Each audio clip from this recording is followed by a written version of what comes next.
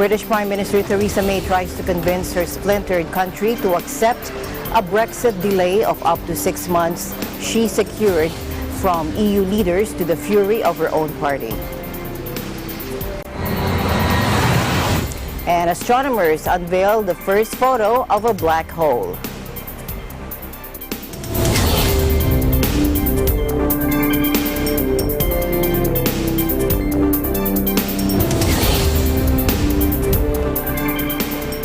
I'm Alma Angeles, wherever you're watching from around the world. Thank you very much for joining us, and out to the news.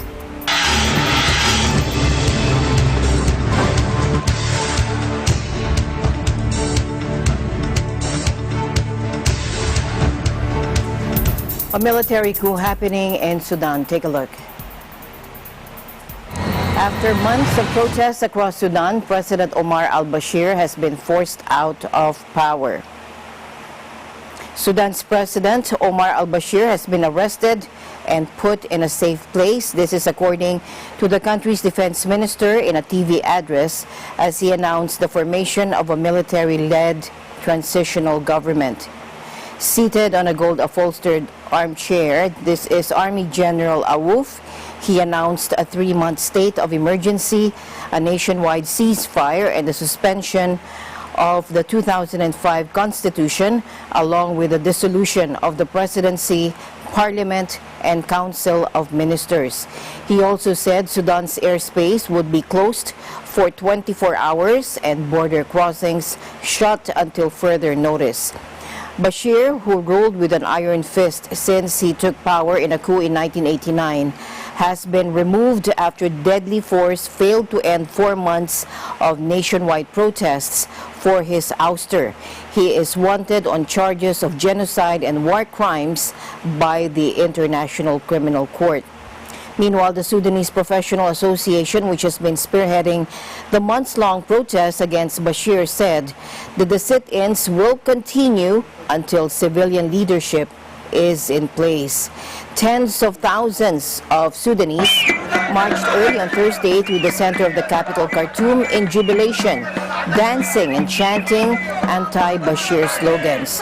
Earlier in the day, people had taken to the streets after the army said it would make an important announcement. Thursday also marked the 6th day of a defiant sit-in outside the military's headquarters, which also houses Bashir's official residence and the defense ministry. Now, the downfall of Bashir follows the toppling this month of Algerian President Abdelaziz Bouteflika, also following mass protests after 3 decades in power.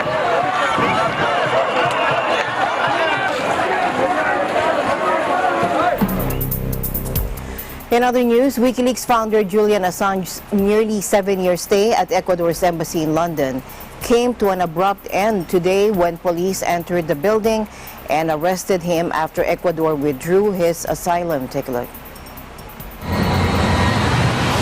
Assange has been living at the embassy in London's plush Knightsbridge district since 2012, when he sought refuge there after being accused of sexual assault in Sweden, allegations that have since been dropped. Footage shot by Rupley, a video news agency, showed a frantic-looking Assange with a large white beard being carried down the embassy steps by several men into a police van. I can confirm that Julian Assange is now in police custody and rightly facing justice in the UK, British Home Secretary Sajid Javid said on Twitter. No one is above the law, he wrote, thanking Ecuador for its cooperation in the long-running case.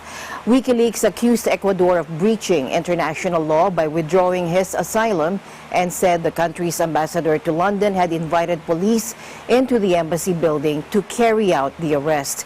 Meanwhile, Russia accused Britain of strangling freedom with Assange's arrest in a Facebook message by Foreign Ministry spokeswoman Maria Zakharova. The 47-year-old Australian was due to appear in court later on Thursday. He faces prosecution for breaching the conditions of his bail in Britain in 2012. He had refused to leave the embassy, fearing ultimate extradition to the U.S., where WikiLeaks said he faces charges over his website publishing huge cache of hacked State Department and Pentagon files.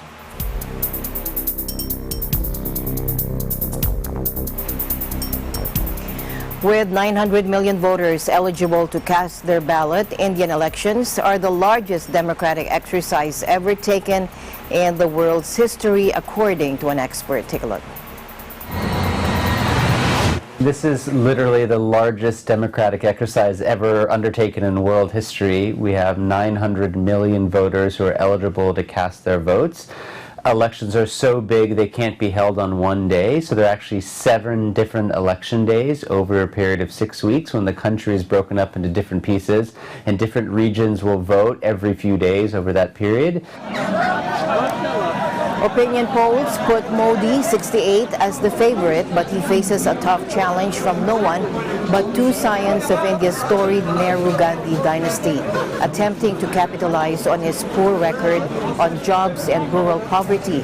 Modi and his right-wing Bharatiya Janata Party, or BJP, swept to power in 2014 with their famous promise of good days, becoming the first party to win an absolute majority in 30 years. Modi has simplified the tax code and he made doing business easier, but some of his promises have fallen short, particularly in rural areas where thousands of indebted farmers have killed themselves in recent years. Growth in Asia's 3rd biggest economy has been too slow to provide jobs for the roughly 1 million Indians entering the labor market each month, and unemployment is reportedly at its highest since the 1970s. Rahul Gandhi, 48, hoping to become the latest prime minister from his dynasty and aided by sister Priyanka, has accused Modi of causing a national disaster. And there's no question that the recent tensions between India and Pakistan have helped Prime Minister Modi and the BJP, because they fuel what is already his narrative of being a decisive leader, of being a nationalist, of being someone who is there to take that crisis call that happens at 3 in the morning.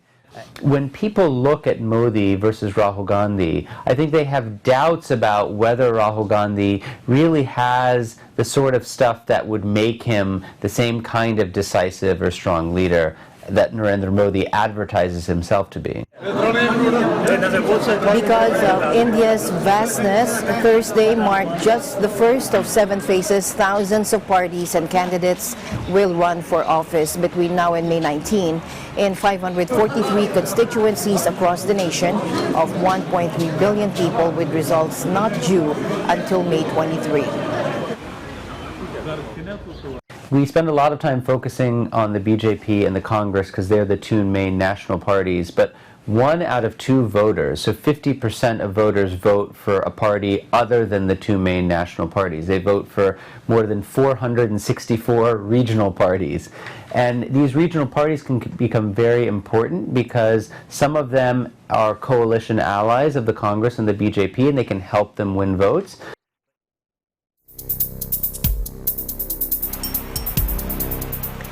European leaders agreed with Britain on Thursday to delay Brexit by up to 6 months. The deal struck during late-night talks in Brussels means that if London remains in the EU after May 22, British voters will have to take part in European elections or crash out on June 1st.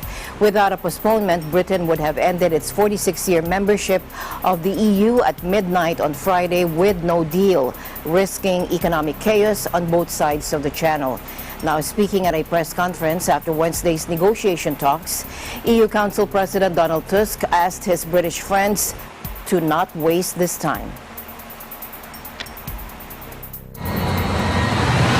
Tonight, the European Council decided to grant the United Kingdom a flexible extension of the Article 50 period until the 31st of October. This means an additional 6 months for the UK. During this time, the course of action will be entirely in the UK's hands. It can still ratify the withdrawal agreement, in which case the extension will be terminated. It can also reconsider the whole Brexit strategy. That might lead to changes in the political declaration, but not in the withdrawal agreement. Until the end of this period, the UK will also have the possibility to revoke Article 50 and cancel Brexit altogether. The UK will continue its sincere cooperation as a full member state with all its rights and as a close friend and trusted ally in the future. Let me finish with a message to our British friends. This extension is as flexible as I expected and a little bit shorter than I expected, but it's still enough to find the best possible solution. Please do not waste this time. Thank you.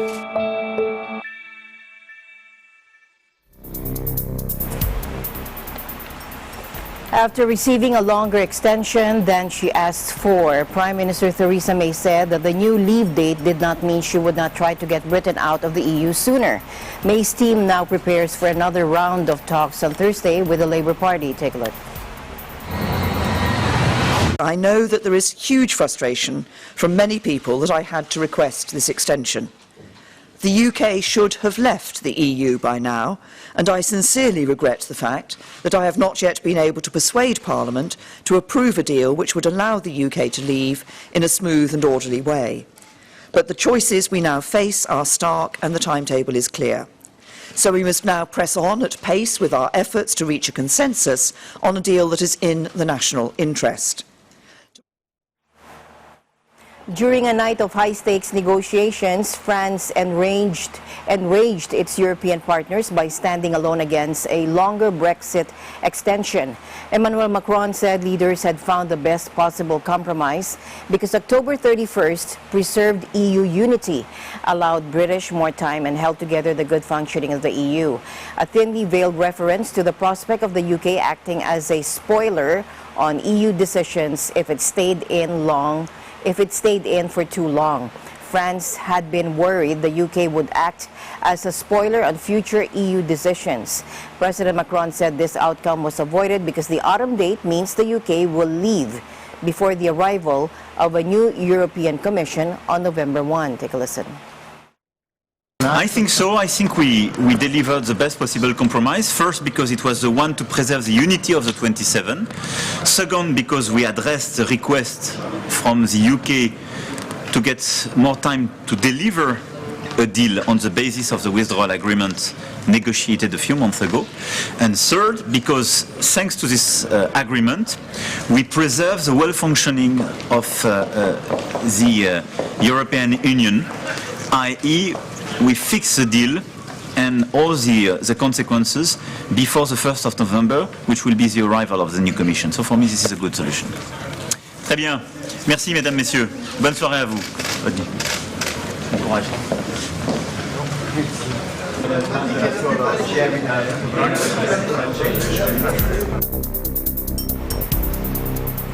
U.S. President Donald Trump lamented the EU was being so tough with Britain after European leaders agreed to delay Brexit by 6 months.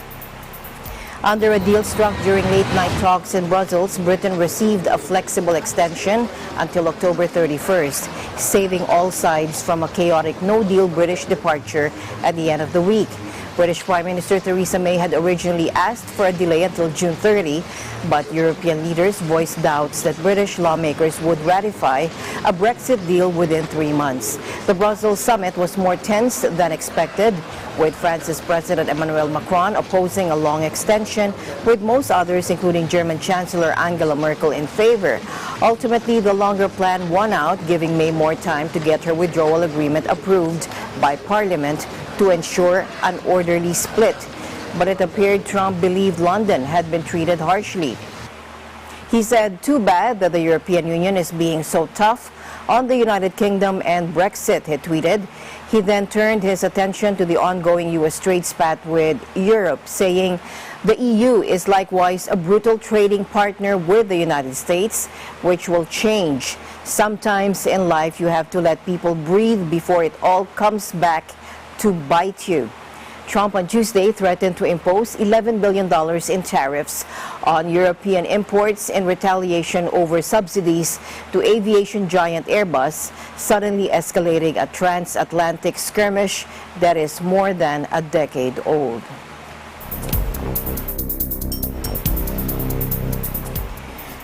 The U.S. Attorney General told Congress he believes the FBI spied on President Trump's election campaign and said he's opening an investigation into whether it was justified.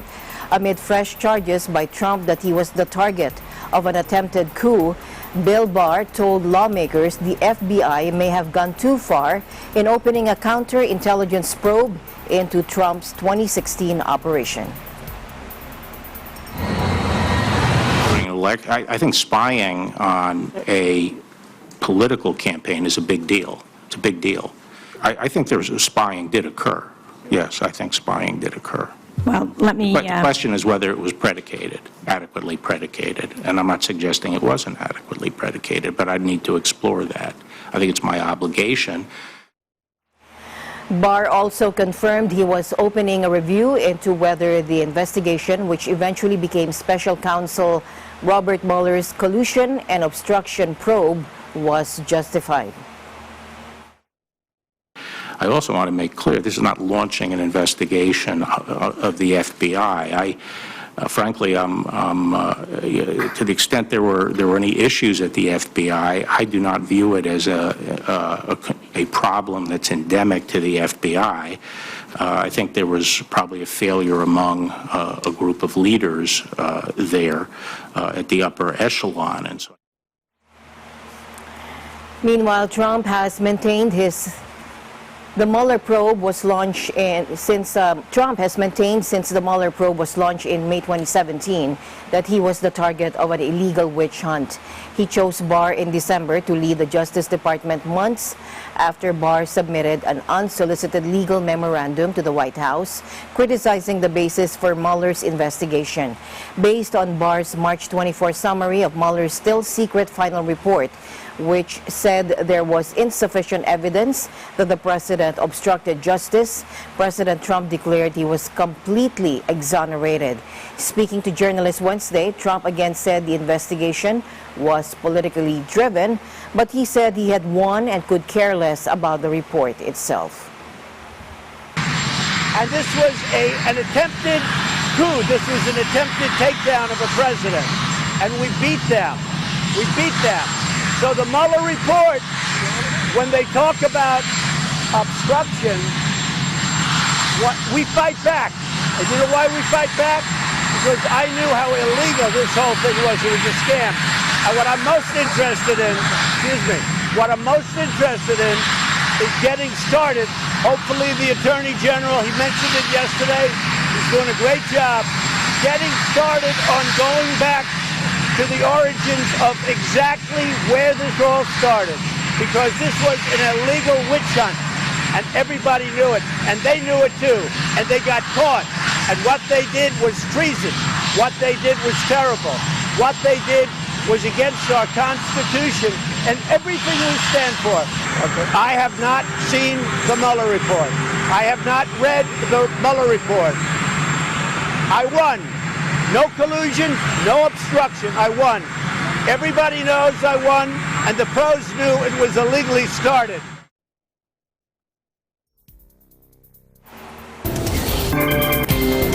North Korean leader Kim Jong-un has struck a defiant note over his failed summit with U.S. President Trump in Hanoi and insisted Pyongyang would overcome the effects of sanctions, according to state media. Now, President Trump is set to host the South Korean President Moon Jae-in at the White House later on Thursday, seeking to rekindle dialogue with the North. Now, Kim told top officials of the ruling Workers' Party on Wednesday to push ahead with self-reliance to undermine the sanctions, the Korean Central News Agency said. He said developing the socialist economy would deal a telling blow to the hostile forces who go with bloodshot eyes, miscalculating that sanctions can bring the DPRK to its knees, quoting him in a report using the acronym for the North's official name. 회담에서 훌륭한 성과를 거두고 안녕히 돌아오시기를 중심으로. The Ministry of Health in Mozambique has concluded a successful 6-day emergency cholera vaccination campaign that reached more than 800,000 people in 4 districts affected by Cyclone Idai. The campaign was supported by around 1,200 community volunteers and partners, including the World Health Organization, UNICEF, Médecins Sans Frontières, International Federation of the Red Cross, and Red Crescent Societies and Save the Children. WHO cholera expert Dr. Kate Alberti said the campaign was targeting people living in the most vulnerable communities in Beira, Dondo, Buzi, and Namatanda. We also see that in each district, they know their communities, of course, very well, and they have adapted to the fact that this vaccination campaign is for everyone over the age of 1. So you're targeting communities that aren't normally targeted for vaccination, so that includes adult males, and you really have to adapt where you're going to set up vaccination sites, and they've done a fantastic job of ensuring that the teams go where they need to be. WHO said vaccine uptake has been very high and the campaign has been well received by the communities. It added that remaining vaccines will be used for other at-risk communities that were not reached by the initial campaign. People develop protection against cholera approximately 7 days after receiving the vaccine. 1 dose of this oral vaccine provides around 85% protection against cholera for 6 months. Since Cyclone Idai struck Mozambique on March 14, hundreds of thousands of people have been living in temporary settlements without access to safe water and sanitation. The Ministry of Health declared a cholera outbreak on March 27 and as of April 8 had reported more than 3,577 cases and 6 deaths.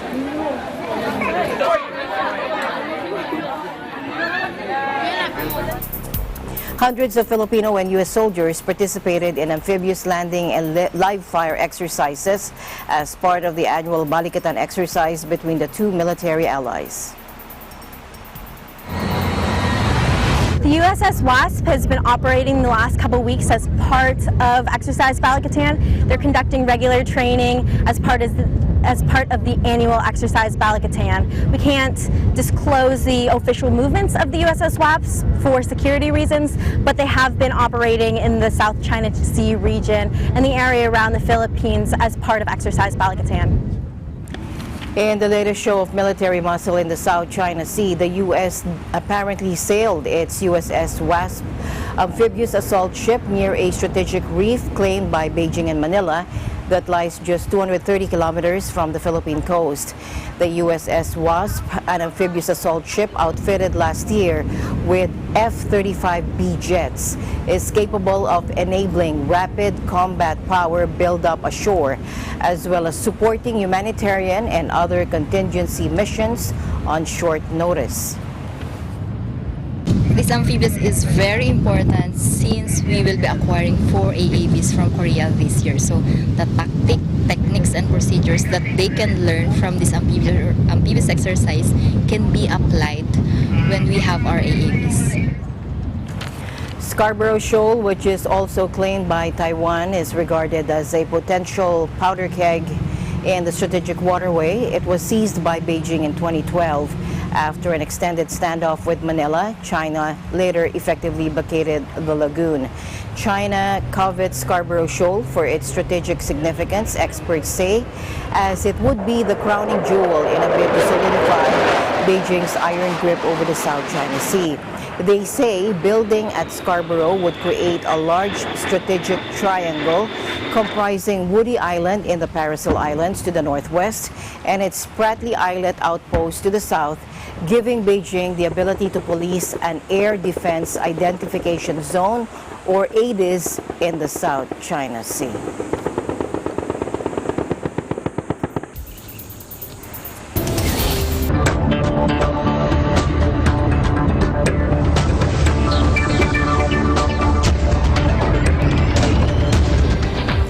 Welcome back. Japanese authorities investigating alleged financial misconduct by former Nissan boss Carlos Ghosn questioned his wife Carol at a closed-door hearing on Thursday, according to his lawyer. Now, Carol Ghosn has increasingly emerged as a key figure in the case surrounding her tycoon husband, who's in detention facing multiple allegations of financial malpractice. Ghosn's lead defense lawyer, Junichiro Hironaka, confirmed to reporters that Carol Ghosn had answered authorities' questions but would not be drawn to the detail of the ongoing investigation. 無実を明らかにするために記憶通りにきちんと話をしますということはおっしゃってました。もともと事情聴取に変える証人尋問ですから相当時間かけてやられたわけですから、これで終わりというふうに理解しています。やはり裁判所からの正式なその承認、決定ということになると弁護士とするとそれはやっぱり出た方がいいという判断で、その後にフランスで連絡ついた時点からやり取りを始めたこういうの。この尋問の趣旨はね、検察官の方で、その任意の取り調べに変えて、裁判所での証人尋問ということでやったわけですから。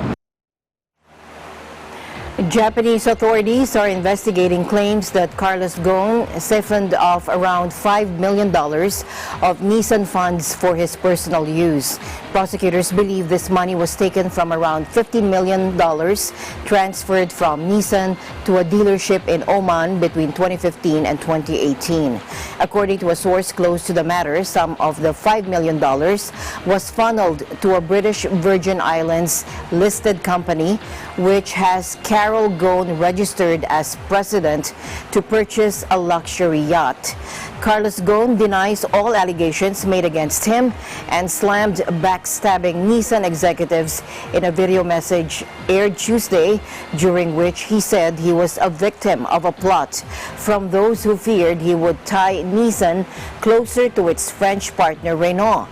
Prosecutors have until April 14 to question the auto sector legend, after which they can apply for a further 10-day period of custody.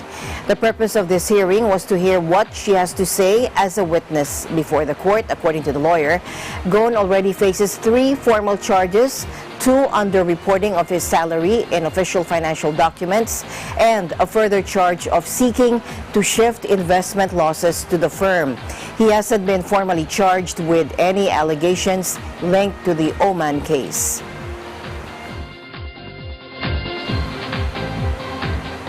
In the United States, the ratio of corporate debt to GDP is at record high levels. In several European countries, banks are overloaded with government bonds. In China, bank profitability is declining and capital levels remain low at small and medium-sized lenders. The IMF says the global economy is facing growing threats and financial markets need to act now to head off the growing risk of a major downturn. After years of economic expansion, global growth is slowing, sparking concerns about a deeper downturn. The credit cycle is maturing, financial vulnerabilities continue to build in many countries and could amplify a slowdown. In advanced economies, corporate debt and financial risk-taking have increased, the creditworthiness of borrowers has deteriorated, so-called leveraged loans to highly indebted borrowers continue to be of particular concern. In the euro area, fiscal challenges remain in countries that have worries about the sovereign financial sector nexus. If sovereign yields were to rise sharply, banks with large holdings of government debt could face significant losses. Insurance companies could also face losses on their bond portfolios. In China, authorities face a difficult trade-off between supporting growth in the face of external shocks and containing leverage through regulatory tightening. Particularly of interest is the level of housing prices and vulnerability surrounding mortgages and lending risks in some markets. The GFSR finds that lower house price momentum, overvaluation, excessive credit growth, and tighter financial conditions predict heightened downside risks to the house prices up to 3 years ahead. The measure of house prices at risk helps forecast downside risks to GDP growth and adds to early warning models for financial crisis. What we find is that in close to 30% of both advanced and emerging markets, house prices are at risk at a similar magnitude as what we saw in 2007 prior to the financial crisis in the US. So there is an increased level of housing at risk in many countries.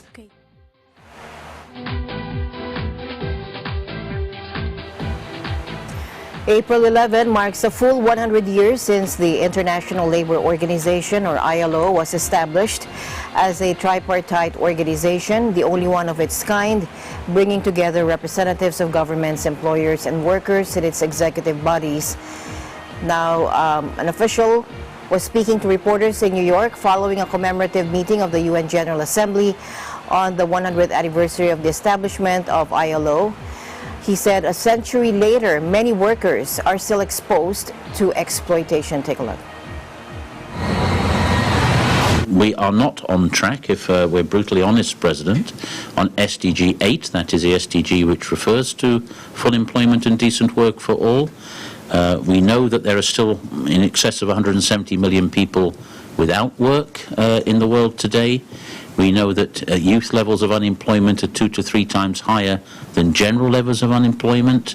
And if you look to the qualitative aspect of jobs in the world, we know that many people are working, up to in the middle and low-income countries, 25–30% of workers, they're working and they're still living in poverty. Many other things I could quote to you. The gender pay gap, still in excess of 20% around the world, 152 million child workers, 40 million people in modern slavery. We have a long way to go.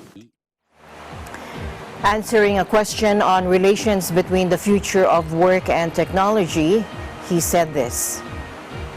The notion that technology is going to determine everything and the future of work will be built in the image of technology, I think that's wrong. I think it's wrong because the world is not like that, and the future of work basically depends on policy decisions. Now, of course, technology will come into play, but the real question is how are we going to handle technology? Uber is a great example. Uber is being, is causing a headache to policymakers and legislators and judges in labor tribunals all over the world. We have some fundamental decisions to make about that. The technologies which drive the gig economy can open up extraordinary opportunities to make the world of work better. Greater choice, greater freedom, greater ability to balance private life and work. But it could also produce a 21st century generation of digital day laborers. We could have the utopian or the dystopian, and it depends entirely on the policies that we adopt.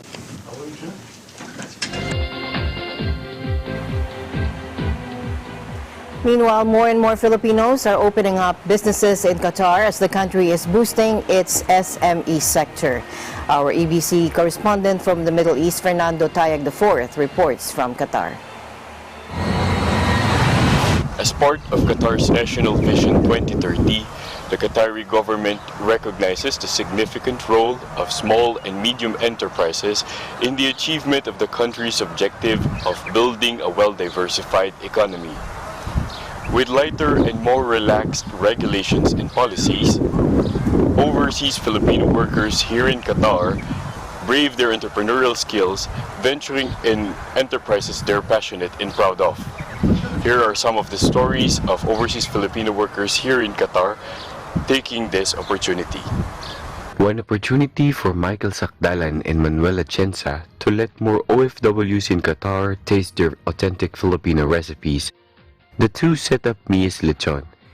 Mia's Lechon offers OFWs in Qatar a taste of home by serving signature local Filipino specialties from well-known regions of the Philippines at affordable prices.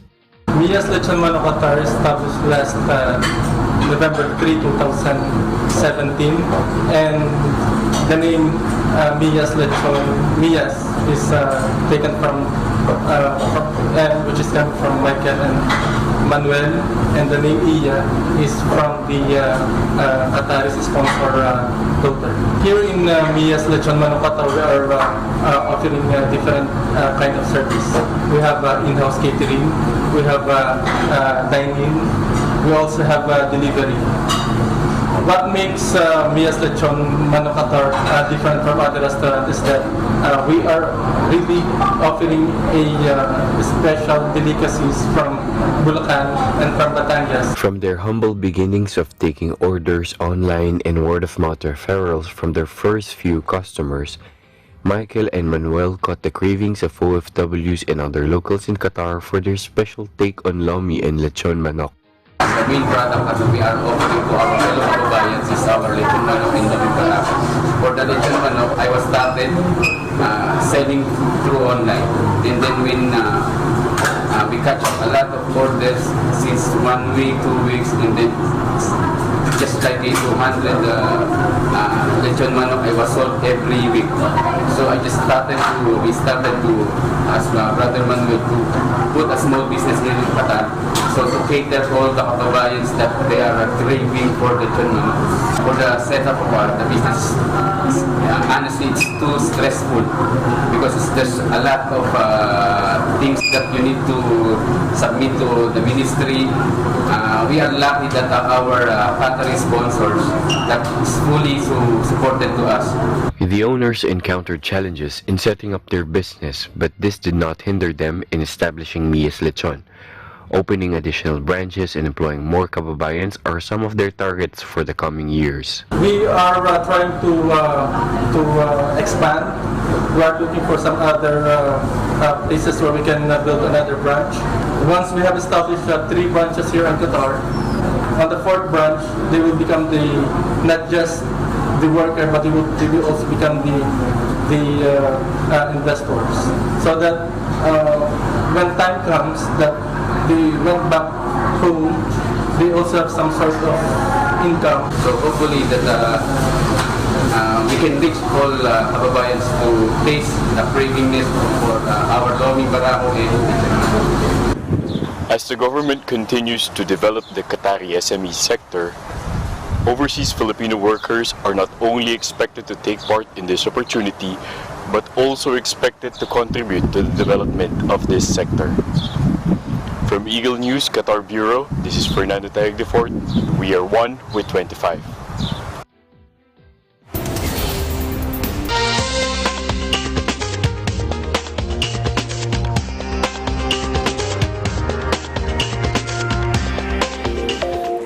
A second so-called bomb cyclone storm in less than a month is hammering the central U.S. Take a look.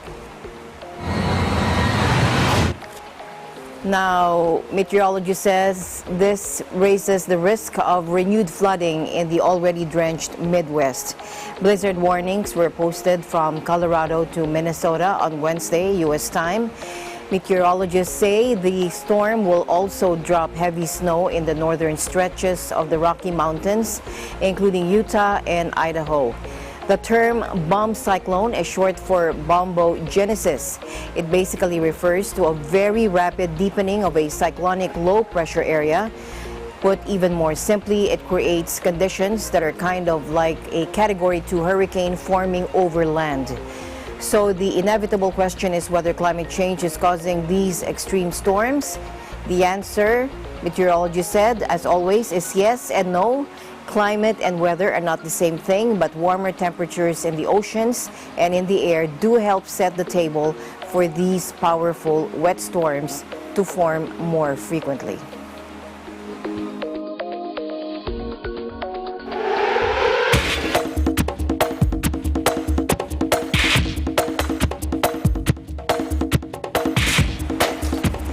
The Vancouver Giants took a 1-0 series lead with a 7-1 win over the Seattle Thunderbirds in their quarter-final matchup. EBC Sports correspondent Anthony Sevilla reports from Canada. The top-seeded team in the Western Conference, Vancouver Giants, hosted the 8th-seeded Seattle Thunderbirds in Game 1 of the 2019 Western Hockey League playoffs. The Giants earned the 7-1 win on home ice over the T-Birds to lead the best-of-7 series 1-0. It was a solid effort on the defensive end for the Vancouver Giants. The Giants set the tone early and did a great job of controlling pace by playing fast and being physical. They were able to get 40 shots on net and outshot Seattle 15-6 in the first period. We wanted to start the series off on the right foot, and I think that's what we did for the most part. Little blips and things there, just kind of got offside on some penalties, but I mean that's what's going to happen in the playoffs. You got to be ready for everything, and I think we handled a lot of things well tonight, and it was good to see. I thought we did a good job in the first period of playing fast and being physical, and I think that that opened the door for us to create some offense in the second period. But yeah, I thought it was a good game. I thought for the most part we played pretty well in our own zone, but that's the first game. It was good. We got to set the tone early. Our preparation and our game plan isn't going to change. We just got to maintain that even keel. We'll enjoy the win tonight, and then we'll get resetted, or we'll get refocused and re-energized for tomorrow. Vancouver's offense was on fire, but it was also a great effort on the defensive end, led by their goaltender Trent Miner. He finished the game with 27 saves on the night and allowed just one goal to the Thunderbirds. I think coming out in the first period, we were obviously going to be a little nervous, as everyone is coming into the first game. But I think we kind of set the tone early and carried it through and just kept building off that. Overall, I think we were just good defensively, blocking shots. I think there was probably 20 shots that I could have faced that were blocked right in front of the net. Great opportunities that guys were sacrificing to get the Game 1 win today. The Giants goaltender Trent Miner earned praise from his head coach Michael Dick and his teammate Dylan Plouffe from his excellent performance in net. He was solid. I thought he played really, really well. He made some huge saves. The only goal they scored, they had 7 guys on the ice, so I guess it was a bit of a power play for them, but I thought he played really well. Yeah, our penalty kill was really good. It started with our goaltender, but I thought our guys did a pretty good job. They generated some pretty good opportunities in the first period, and when they did, Trent was there for us. He was good. We know with both of those guys in net, we're going to have a chance to win. And I mean, with Trent tonight, we knew for us D-men, and especially the forwards too, it's someone we're going to look to maybe make a couple saves because we can't be perfect. And tonight, Trent did his job, and he was great back there. Despite inking 28 shots on net, the Seattle Thunderbirds struggled to answer back. The T-Birds went scoreless on the power play, going 0 for 7. They were also shorthanded 7 times, which resulted in 2 power play goals for the Giants. The Thunderbirds shared their disappointment in the loss post-game. We've got a lot of turnovers, so they've got a lot of chances, and I think it was they score goal because we've got a lot of mistakes, so they score a lot of goals. It was a hard game, but I think we can play better. It was not the best game from us, and we should play better. Disappointing game, obviously, from our part. Not the way we want to start. I thought some of the game plan stuff that we had in place, we didn't follow as much as we needed to, and we didn't get the result we're looking for. But tomorrow's a new day. We'll be a lot better. We had a good start. Things started to turn in the wrong direction, and we abandoned our game plan a little bit. So we'll tighten that up and come out better tomorrow. Game 2 between the Giants and Thunderbirds will resume at the Langley Event Center, followed by Games 3 and 4 from south of the border at the Accesso Showwear Center in Seattle, Washington. From Langley, British Columbia, I'm Anthony Sevilla, 1 with 25.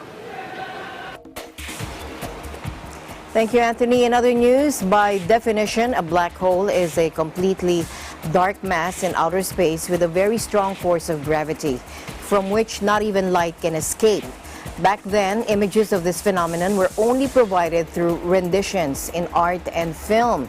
Finally, scientists have released an actual image, and Alfred Asenas has more on this developing story. Take a look. 2 of the world's most powerful telescopes, located on the Big Island of Hawaii, played a pivotal role in producing the first ever image of a black hole in outer space. The James Clerk Maxwell Telescope and the Sub-Millimeter Array were part of the Event Horizon Telescope project, a collaboration of 8 telescope facilities stationed in Hawaii, Arizona, Mexico, Spain, Chile, and Antarctica. It's enormous, and its size is larger than our entire solar system. And that's what we're imaging, is that gas that's flying around at that close to speed of light, and then it's the light produced by it bent by the strong gravity of the black hole to The black hole, whose mass is more than 6 billion times that of the Sun, was found in Messier 87, a distant galaxy some 55 million light years from Earth.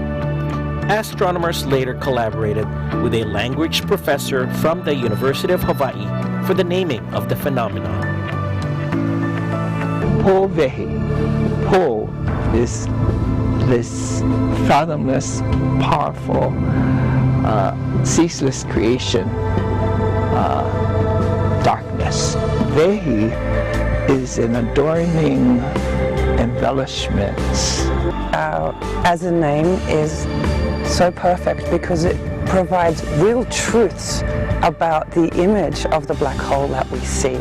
We look at it through the Hawaiian lens as genes, our genealogy. There is this connection between astronomy and this whole question about where we come from. Both Hawaii-based telescopes are situated on the summit of Mauna Kea, which is also the designated location for the controversial 30-meter telescope, or TMT, whose construction began as early as 2014, but has been halted on numerous occasions. According to protesters, the actual site chosen is considered sacred to native Hawaiian culture. Now, despite the green light or approval by the state Supreme Court for its construction on Mauna Kea, the Native Hawaiians and other opposition groups have vowed to continue pushing back against this project, currently price tagged at $1.4 billion US. Both TMT and the University of Hawaii have acknowledged their concerns, while TMT has supposedly drawn up plans for its alternate location in the Canary Islands out in the Atlantic. Reporting from Honolulu, Hawaii, I'm Alfred Senes, 1 with 25. Thank you, Alfred, and that's it for tonight's broadcast. For everyone here on Eagle News International, I'm Alma Angeles, always 1 with 25. Good night.